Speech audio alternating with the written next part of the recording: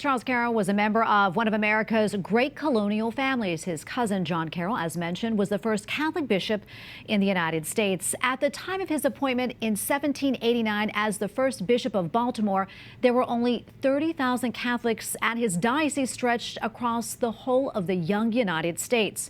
By the time of his death in 1815, Baltimore was America's first archdiocese, and the Catholic population was growing swiftly. And for more on John Carroll, let's bring in Dr. Charles Rieper. He is professor of history at Catholic International University. Dr. Rieper, good to be with you today. First off, could you tell us a little bit more about John Carroll and why he became a priest?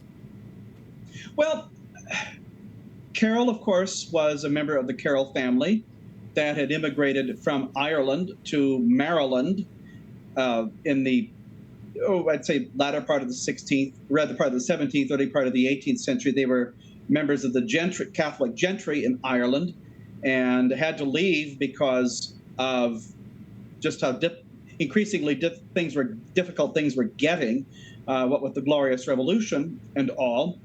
And as a young man growing up in Catholic Maryland, his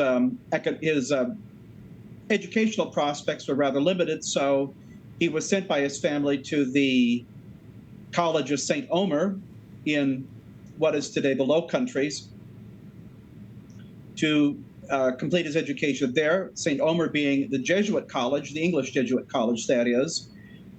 And his brother Daniel would be sent there along with his cousin Charles as well.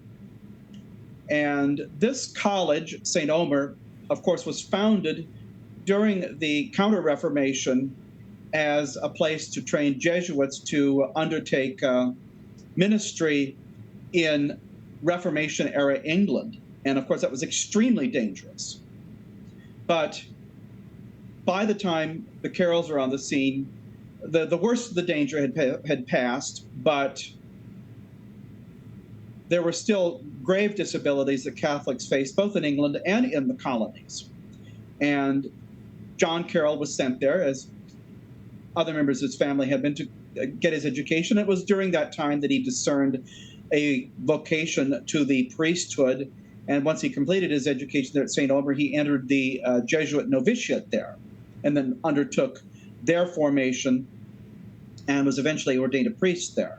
What was Carroll's relationship with George Washington like? I think it's appropriate to speak of John Carroll as being the indispensable man for the Catholic Church in this country at that time, just as George Washington is spoken of as being the indispensable man of the Revolution and the end of the early Republic. Washington is one reason, I think, why things change for Catholics. Washington would take support wherever he could get it, and that included from Catholics. I mean, if you were down for the cause, regardless of your religion, I mean, Washington looked upon that as being favorable. And Carroll, of course, goes a long way in praising George Washington. I think when Washington dies, Carroll, preaches a eulogy. Makes a eulogy for him.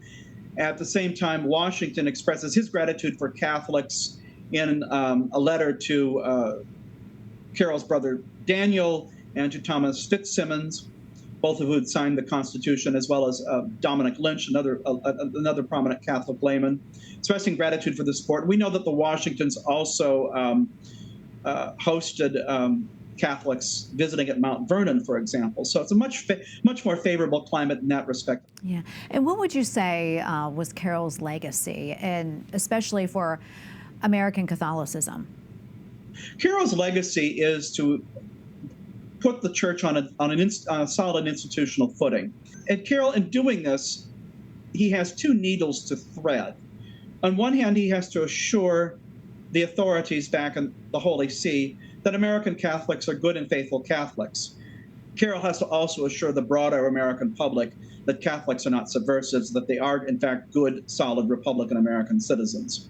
And in doing this, in trying to placate both people, sets a pattern that his predecessors follow. We see in the 19th century Archbishop Spalding when he has to respond to Pius IX's syllabus of errors. Well, Dr. Rieper, thank you so much for coming on and sharing all of this with us. Really fascinating stuff. We appreciate it. God bless you.